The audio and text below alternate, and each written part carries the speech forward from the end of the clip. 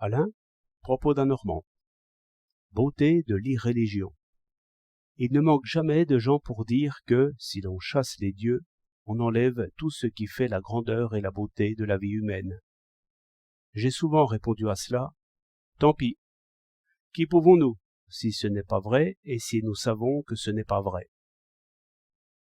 Mais, à mesure que j'y pense, je viens à comprendre que la foi en Dieu rend au contraire la vie bien peu intéressante. Ce n'est plus qu'un spectacle truqué. Nous ne sommes plus que des marionnettes, le vrai acteur est caché dans les coulisses, et sa puissance vaut toutes les raisons.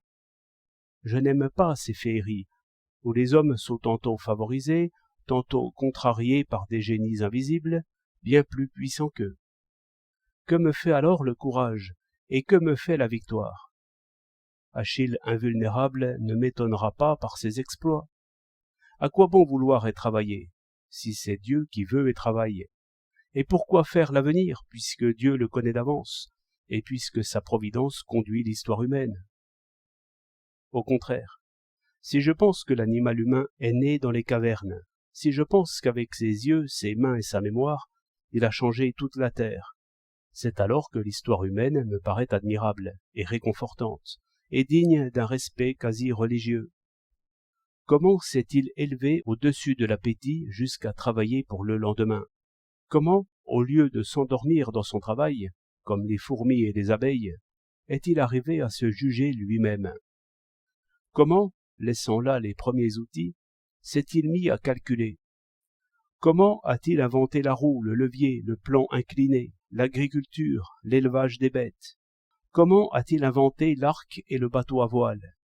Comment a-t-il inventé les contrats, les juges et jusqu'aux dieux?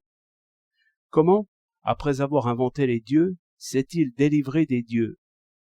Comment, retombant au viol, au meurtre, à la guerre, comment, épouvanté par la foudre, par les comètes et par les tremblements du sol, comment est-il revenu à la curiosité et à la sérénité?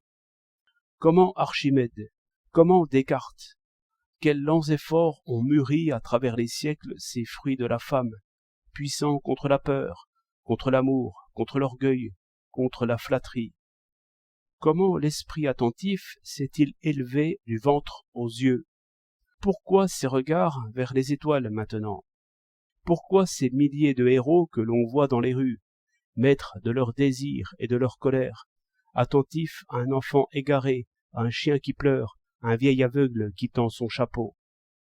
J'aime avoir les yeux humains, toujours tirés hors d'eux-mêmes par quelque spectacle.